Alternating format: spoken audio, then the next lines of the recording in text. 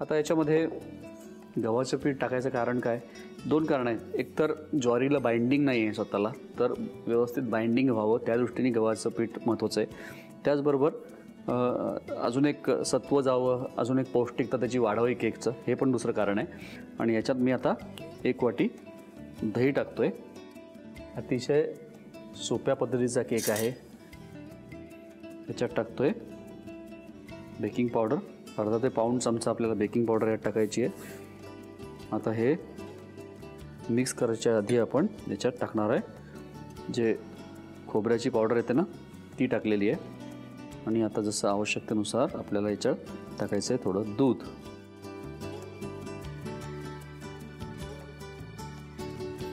आता हे सगळे घटक आपल्याला एकत्र करायचे, फेटून घ्यायचे आहेत. हे फेटताना आपण एक काम करू, इथे अवन जो आहे तो प्रीहीट करायला ठेवूया. याला आपल्याला 160 डिग्रीजवरती बेक करणार आहोत आपण या केकला. पण सगळ्यात आधी आपल्याला अवन प्रीहीट करून घ्यायचं आहे.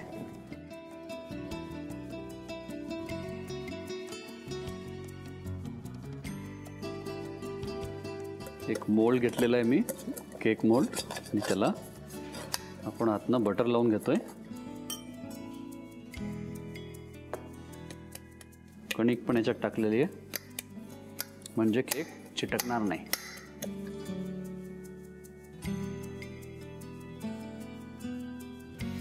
सगळं मिक्सचर मी आता या मोल्डमध्ये टाकून घेतलेलं आहे. आणि आता आपल्याला फक्त काजूने याची थोडी सजावट करायची आहे बस.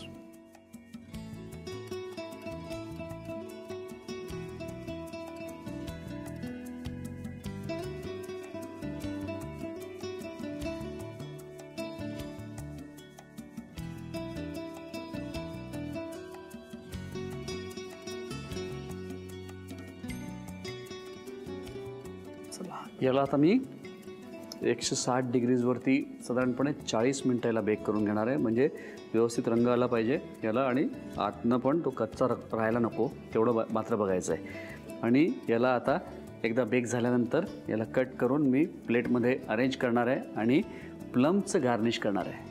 मी हे करून घेतो, तोपर्यंत तुम्ही साहित्य आणि कृती लिहून घ्या. ज्वारी कोकोनट केक बनवण्यासाठी लागणारे साहित्य: दूध, ज्वारीचं पीठ, बटर, गव्हाचं पीठ, दही, desiccated coconut, plum, cocoa powder, baking powder, काजू, मीठ आणि शुगर फ्री नॅचुरा. कृती: प्रथम एका बाउलमध्ये 100 ग्रॅम बटर घेऊन त्यामध्ये शुगर फ्री नॅचुरा घालून मिश्रण फेटून घ्यावं. फेटल्यानंतर त्यामध्ये मीठ आणि कोको पावडर घालून सर्व मिश्रण नीट एकत्र करून घ्यावं. त्यानंतर 1 मोठी वाटी ज्वारीचं पीठ, 1 छोटी वाटी गव्हाचं पीठ, 1 छोटी वाटी दही, अर्धा ते पाऊण चमचा बेकिंग पावडर, 1 वाटी डेसिकेटेड कोकोनट आणि 1 वाटी दूध घालून सर्व मिश्रण एकजीव करून घ्यावं. केकच्या साच्यावर बटर आणि गव्हाचं पीठ पसरवून त्यावर केकचं मिश्रण ओतून काजूची सजावट करून घ्यावी. 160 डिग्रीला ओव्हन प्रीहीट करून अंदाजे 40 मिनिटं केक बेक करून घ्यावा. बेक झाल्यानंतर प्लमची सजावट करून केक सर्व्ह करावा.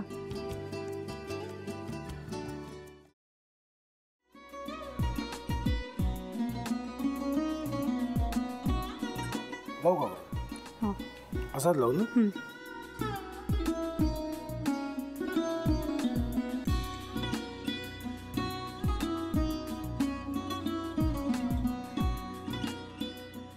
आता काय करायचंय? आता आपण ड्राय स्टफिंग दुसरं काय करणार आपण त्यात? आपण ह्याच्यात मेयोनीज न टाकता बाकीचे सगळे साहित्य टाकायचे. अच्छा, हे सगळं.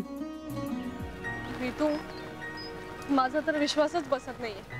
म्हणजे अगं बहिणी आमचं लग्न व्हावं म्हणून किती प्रयत्न करत होती आणि ते सगळं करताना ती शिवच्या आम्हाला माहिती पुरवते.